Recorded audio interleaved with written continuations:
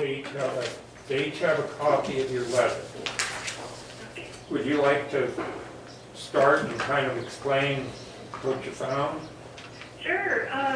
Basically, yeah, so the letter kind of describes, what we kind of changed the scope to focus only on the invoices that the county actually paid, and at least try to obtain some support for those invoices, which are listed on the first page of our report, which is 260 and 321. And Mr. Robert Madoff on June 5th delivered some supporting invoices and information, and he did represent, and he was very honest about it, which I appreciated, because then we didn't waste a lot of time trying to actually reconcile that information to those specific invoices. So what we did then is took the approach of let's gather a list of all of the vendor invoices in a spreadsheet just to see what that total represents, and see if it comes close to the invoices that were already paid. And I'm referring to TEC's invoices. So that's basically what Exhibit A represents, and I'm also going to email you copies, we're zipping those files right now, of all of the respective information that was provided to us, so you also have that. So that's where we kind of started, and as you can tell, one thing we did notice on there, let me get that schedule open real quick, I had it open and accidentally closed it, is that several of the invoices were dated after December 11th of 2017. So therefore, roughly, so on the next page, on page 2, basically the total amount of invoices and receipts that were provided was $93,135.86, of which $22,378.48 were dated after December 11th of 17. So therefore, a total of $70,757.38 is what we could substantiate with respect to the total that was billed of $133,628.94, which is a combination of those two invoices. Does that make sense? Yes. Okay. And so then we went to the labor section, and we were provided very limited information with respect to those labor charges. Basically, what we were looking for were time cards that would show, the employee indicating which job they were actually working on, that we could then trace to payroll records that would agree to the labor. Plus, we do understand there's going to be, a difference between what they're actually paying those employees and their billable rates that are normally agreed to. In their case, they bill, this Exhibit B shows what they're actually billing.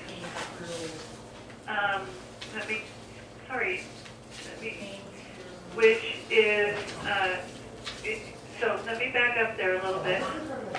So then, so we were provided just a schedule of their billing rates and rates of pay and the respective employees that worked on this job. Mr. Madoff provided me with their specific function, and Kevin Myers, he told me, was an electrician. Walter Stainhill is a general laborer. William Parsons is a general laborer, and Katie Postman is a bookkeeper. Then he, in ink on the right of that, he put what their actual rates of pay are. So there's two issues. One is rate of pay, and then billable rate. So the billing rate, for example, for Kevin Meyer is $50 an hour. He's actually paid $32.50 an hour. So basically the difference is $17.50, and what would they do with that? Does that book work? Pardon? So the difference is so that's their profit. So on their employees. So they're basically saying, plus it's probably to cover some of their other burden, payroll burden, which represents payroll taxes, etc.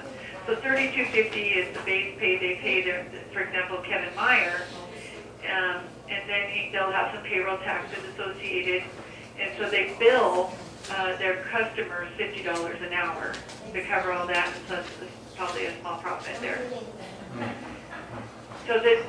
However, then the next question comes in whether or not they're complying with the Montana prevailing wage laws. And I know they're not for Kevin Myers, it's an electrician under which is Exhibit C that I provided, which is the Montana prevailing wage, should have been paid $43.27 per hour, and he was only paid $32.50 an hour. Yes. Yeah, now Walter Stinghill and William Parsons, they was indicated to me they're general laborers. I couldn't find a specific category on that Montana prevailing wage document for general laborer, but I did find like a general carpenter, and they should have been paid $34.61 per hour if they are considered carpenters. So I basically said a statement in there that says, general labor may be considered to be in compliance if they fit other categories. So without having specific information to what they were actually doing, I could not verify whether those two individuals were in compliance. Now the bookkeeper doesn't really fall under the prevailing wage. That's his bookkeeper, but if I'm understanding this correctly, some of her time was billed to this project, and that's Katie Postma. And so we also asked for proof of, that these individuals actually exist, and that would be, some payroll records such as W-4 forms, work comp certificates, or basically training certificates if they had any. And they did provide new hire reporting forms for William Parsons, Catherine Postma, which I'm assuming is Katie, and Walter Stinghill. We were not provided anything for Kevin Myers, but at least from the Montana reporting forms, it basically represented that they were Montana residents. We were not provided any copies of their Forms I-9, and that form is to support proof of employment eligibility. And then we were provided Forms W-4 for William Parsons, Catherine Postma, and Walter Stinghill, but again, nothing for Kevin Meyer. And then Blaine Bradshaw received a copy of the Montana State Fund Workers' Compensation Certificate for TEC, and it does have evidence that he did have work comp coverage in place from the period of April 30th, 2017 to April 30th, 2018. So there's evidence to support that he did have his employees covered by work comp.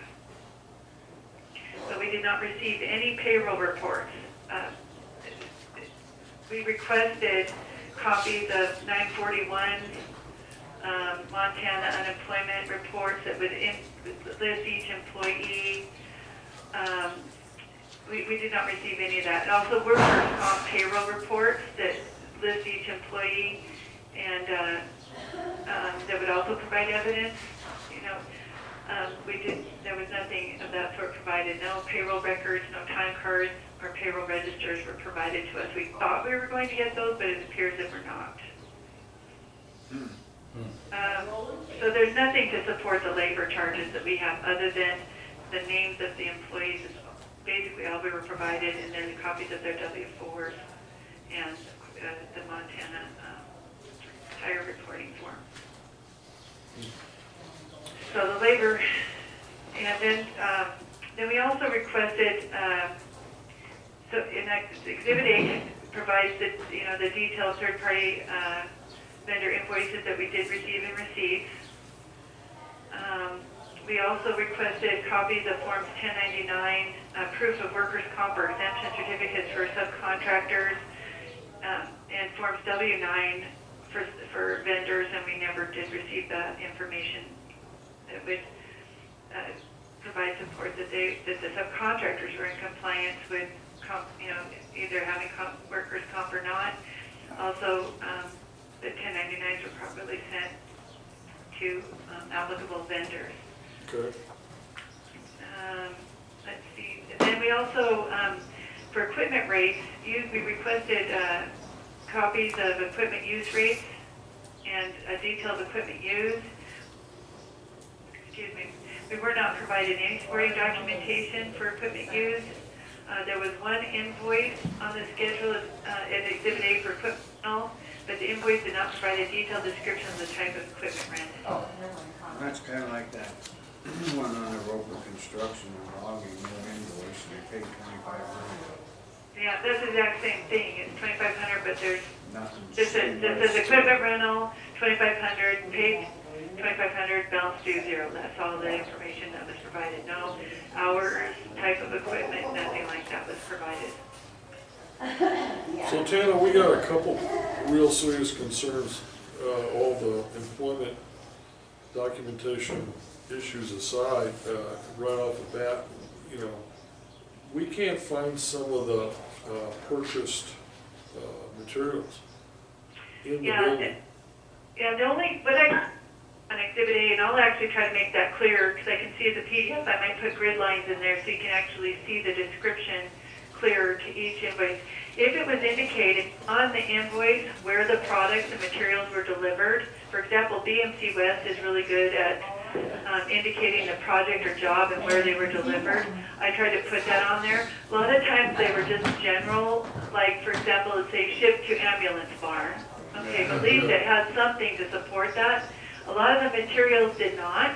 As a matter of fact, I even found some discrepancies. For example, the S&N Concrete Materials Inc. Invoice number A17051, dated August 15th of 2017, for $1,128.50. It indicates it was delivered to a location. It says by airport on right. Yeah. Yeah, and I thought, well, that's odd. And then there was another one with S&N Concrete Materials. There wasn't even a TEC invoice. It was an incline construction invoice. That's invoice number A18085, dated November 1st, 2017, for $2,563.50. And it says by fire hall, but then it has that it was shipped to as inclined concrete. They're a construction outfit. Yeah, so I'm not sure, and I didn't see any evidence that they were a subcontractor on this project. No. But some of it, you know, you could, if it definitely said ambulance or something that indicates ambulance building, I put that in the description column. Other than that, there's no way of really knowing whether those materials were, in fact, for that project. Well, back to that other one, this is Scott. I was just curious on, like, on the Roper construction and that it says application for new, I don't know. Yeah, that might be, I might need to put some better grid lines in there so you can see. Let me see. Okay, that one was Type letter for rental fee for grade all on. How much it cost? $2,500. I don't understand even what that's about. yeah, that's all it said. Okay, that's what it says. Typed letter. It was a typed letter, so it wasn't like an invoice. That's what I mean by that. I can probably clarify that. And then in parentheses, it puts item equals rental free for grade all on ambulance shed. Grade And then all is a concrete thing? Yeah, I don't know exactly what that is, but there were no hours given or dates. No. And it says cost equals $2,500, paid equals $2,500, balance due equals 0. That's all the information that was provided on that. And there was no invoice number. And there was just a date paid of March 15th. There was no invoice date even. So I don't even know when they... Well, it's weird because S&N Concrete, they come on 2/28/11/1 and this is 3/15. I know. And 10/20 S&N, and nothing's even on the same day as if they needed that grade all on the day to level the cement off. Yeah, I thought that was interesting as well. And then the other thing too, I was wondering if you look at the dates, okay, they're kind of consistent S&N, but like all of a sudden you have 7/12, and I don't know how much concrete. I mean, it just seems, yeah, I mean that, I was looking at those fairly close too. Some of them are just kind of in the right timeline, but I don't know how much concrete, so I can't, you know, make an estimate. Well, it's just like on the others, there, concrete, mud pump 1019 by airport on right. There's I know. You know, what are they, airport on right, that ain't even. That's not even near the airport, so I'm not sure. Yeah, that's what it said, by airport on right. There's a lot of them. Uh-huh.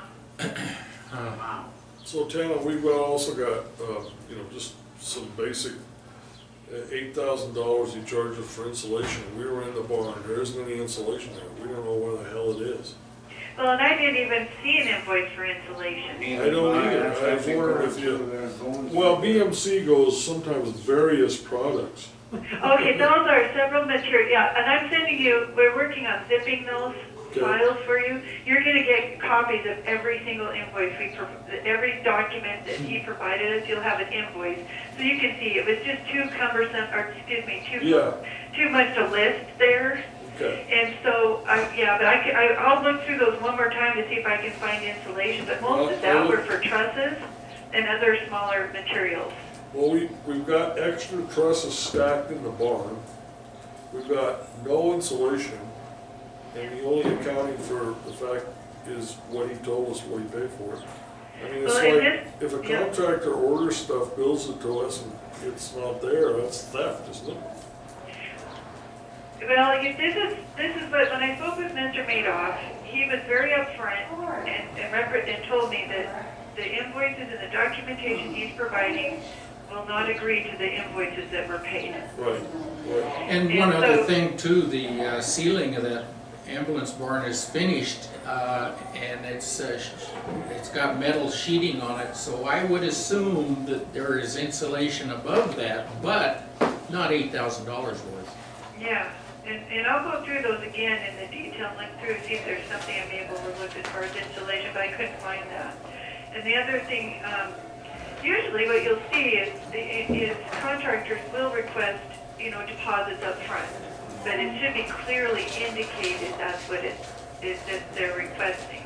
This, for example, a 25% down on the total contract price to buy materials, but I didn't see anything like that. Right. But that's kind of what Mr. Madoff was implying was going on. I said that it should be clearly communicated. Boy, Yeah. I just don't know where to go in the next step here. But, yeah. Well, I was trying to think this through as well. So, it appears, is this project finished? No. I wonder if you could just kind of put it like on hold for right now, and then actually go out for bid, at least for the remainder of it. Well, the problem with that is we're gonna have to get somebody to come in and do a whole new evaluation of what they gotta do and how they, I mean, it's little pieces have started here and there, and it's a mess. Yeah. Why they had to have, I don't know.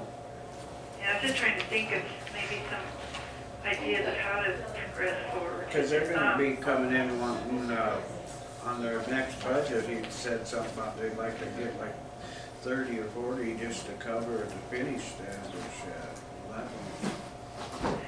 Or maybe what you could do then is going forward, just monitor every step. Basically you have to provide invoices for everything purchased from here on out, and the invoices must coincide with what he's actually purchased, and labor, he must provide a certified payroll. Well, I just don't have any confidence in doing that. I mean, this is public money, and it's been mishandled, and I can't tell you exactly how badly, but,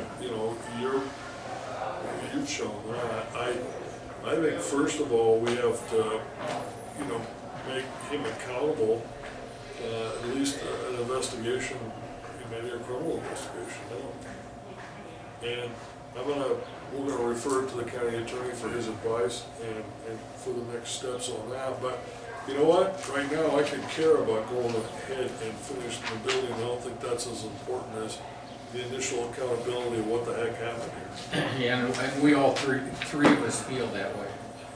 And, it's just, it's not like a private deal. This is, it's all public money. No, I agree. And it's Just nothing matters, it sucks. You can't tell even what anything, anybody can throw some prices in here in days, but you can't even tell what it goes to.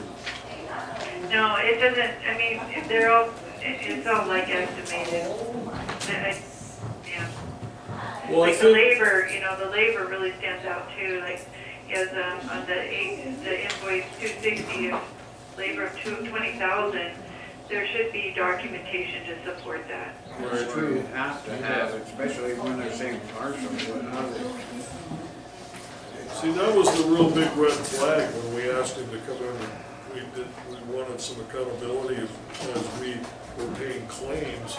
He said, we haven't seen any documentation. And when he started giving us, his figures, we said, well, where's the supporting documents? That's where we were hoping that we could get, working with you. They probably don't exist. That's what I'm wondering. Yeah, I'm actually, even for his own time, I mean, it's common for owners to have time, but there should be some documentation for the number of hours that he's worked on this Oh, you project. bet. Right. Should Well, be. you kind of want to keep an idea what you're putting in on that. I mean, you can't just be a businessman, and then you should be getting receipts from all these Woodland and everybody that he's got on here, but there's nothing showing. Yeah, well, I have the receipts for the items on that schedule. I have receipts for those. And I'm going to be sending those to you Okay. in a big file. Yeah. Now, I'm not going to give anything back to him yet, No, don't. because I want to protect the integrity of everything. Mr. Madoff did come by our office and ask for this information back, and I said, I'm sorry, not until it's kind of, if it's okay. If not until I hear from the commissioners, it's okay. Yeah, okay. Well, Thank we you. appreciate that, and we'll await your, your spreadsheet, and take a look at that. Yeah, well, let's include it, yeah, since the spreadsheet, I'm gonna make that, so this is all the invoices he provided, and I'm gonna provide you with copies of all of these in a PDF format, and then if you'd like, I can even bring the hard copies down there. Well, we may ask you to do that for now, protect the hard copies, because they in fact Yeah. might be evidence in a criminal action, so we Yeah, may. I'm actually hanging on to them, and until you tell me it's okay to give them No, back. keep I'll- Okay, that's fine. Tana, I think you did a great job with the mess you had to work with. Well, Appreciate it. thank you, I appreciate you, yeah. Good job. Thank you, well, yeah, so I'll get that over to you here shortly, and then I'll just wait to hear from you then on how to proceed. Okay, Good, appreciate it. thanks for all your work. Thank you. Yikes. Okay, we're a little behind but it's good to see everybody here, so. May I ask a question on the Doyle? I'd like to know, is this the total amount of the invoices that were actually paid? And this is a county warrant number for the 133,000? It's on the front sheet. Say that again? On the front sheet of the Doyle report, Yeah. it shows 75,000 and then also 57,000, and for a total of 133,628. It says that it was paid on warrant number 530608 and 63947. That was the total dollar amount paid by the county? By the county, yeah. Okay, and just to confirm, that you did not put the construction of the garage up for public bid? We were told it was gonna be under 80,000. The first. But the fact is, you did not put it up. Because we were told it was gonna be under 80,000 by the ambulance board. As soon as we found out it was, we went, whoa, get us an accountant. Yeah, thank you. Okay. How are you doing, Linda? Is it us? Good. Come on up. Amendment to Granite County subdivision regulations, and additional administrative material. Discussion. Okay. Well, I'm gonna let them go through what they're proposing, but essentially, the regulations usually just have generalized items in them. Yours shall like fire